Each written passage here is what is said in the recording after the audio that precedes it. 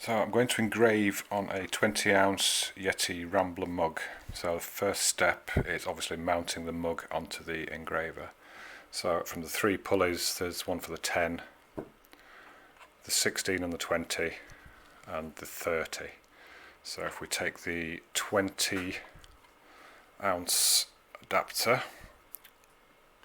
put the axle or the spindle through and then tighten up the nut at the back until we've got about 5-6 millimeters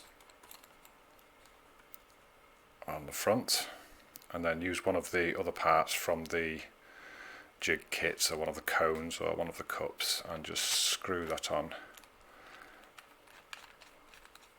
and make sure it's nice and tight because that's supporting the cup, and thread the spindle through the bearings all the way through, and then you can just pop the cup on, support it and slide the tailstock up.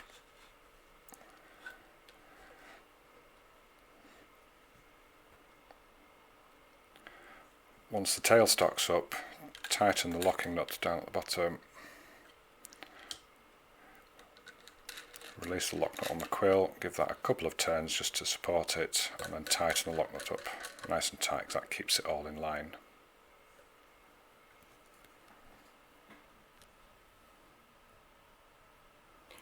Next step is just pulling the band off the pulley and hooking it over the motor.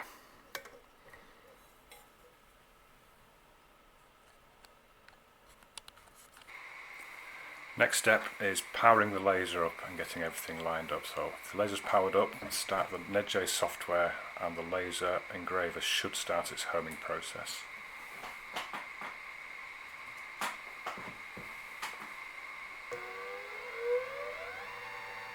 So at this point you'll see the rotary is turning slowly.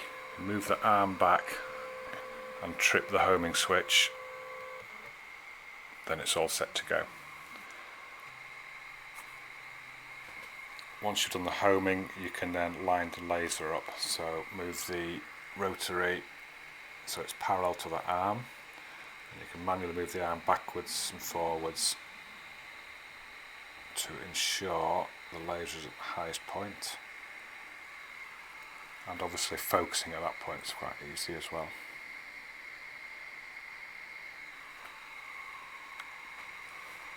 The next step is the same as any of your other engraving projects. It's framing the image in the Neje software and lining it up to suit on your mug.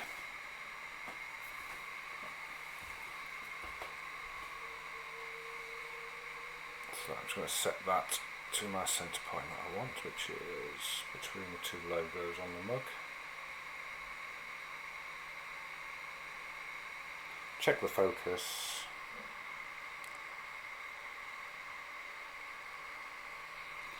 and then set it burning.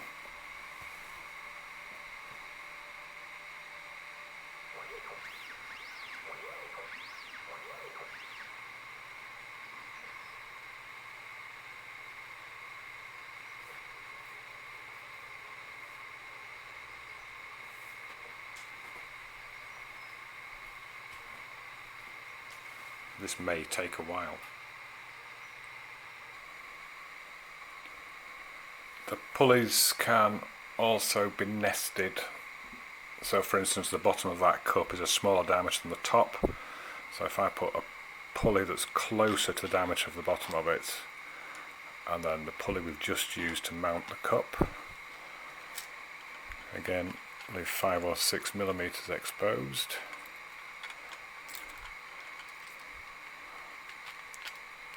Clamp that together with one of the other parts. Pop that spindle into the headstock, and then mount the cup as before.